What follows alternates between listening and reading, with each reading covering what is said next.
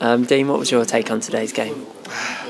Take is that for 45 minutes we were miles off it. We weren't good enough. It was almost as if the game was bigger for them than it was for us, and they won duels, they won second balls, they passed it better than we did, competed better than we did, and the only thing I had going for us after 45 minutes was the fact that it was only 1-0 down. And they got a reminder at half time, and they couldn't be any worse than it was first half, and when asked some questions second half, and we're pushing.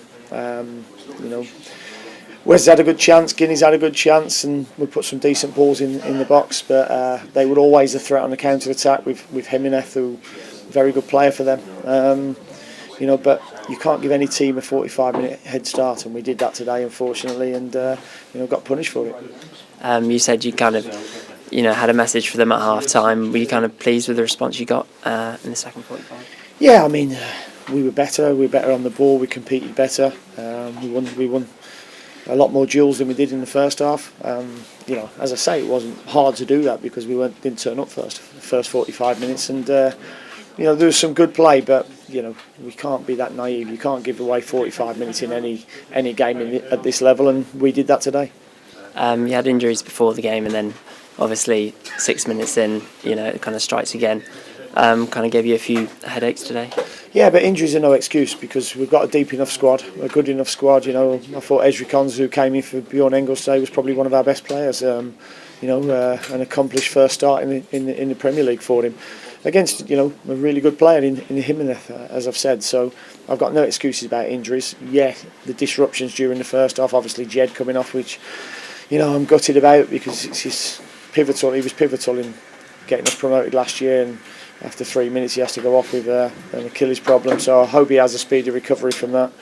And then Matt Targett's had to come off as well. He's had a whack on the head and blurred vision, so all of a sudden you've made 2 subs within 40 minutes, 45 minutes. So, but second half, they gave what we're about. You saw more of an Aston Villa side in the second half, but as I say, very disappointed with what I saw in the first half, and they got reminded of that.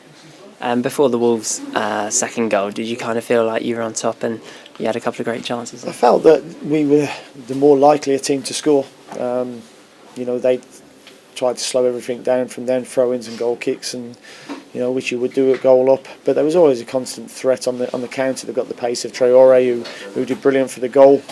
Although Guinea will probably regret the pass to Tails on the edge of the box. They've still got an awful long way to go and score. But it was one that we'll look back on with a lot of regrets because we didn't turn up. We're going to the international break now. Wesley's obviously received his first call up to the Brazil squad. How happy are you for him and a reward for his display so far? Yeah, I mean, it's great news for him and the football club. I'm proud of every player that gets called up from the football club for their national team. It'll leave us with obviously fewer numbers back at Bodymore Heath to work with, but it also gives us a few injuries time to recuperate and get back to fitness.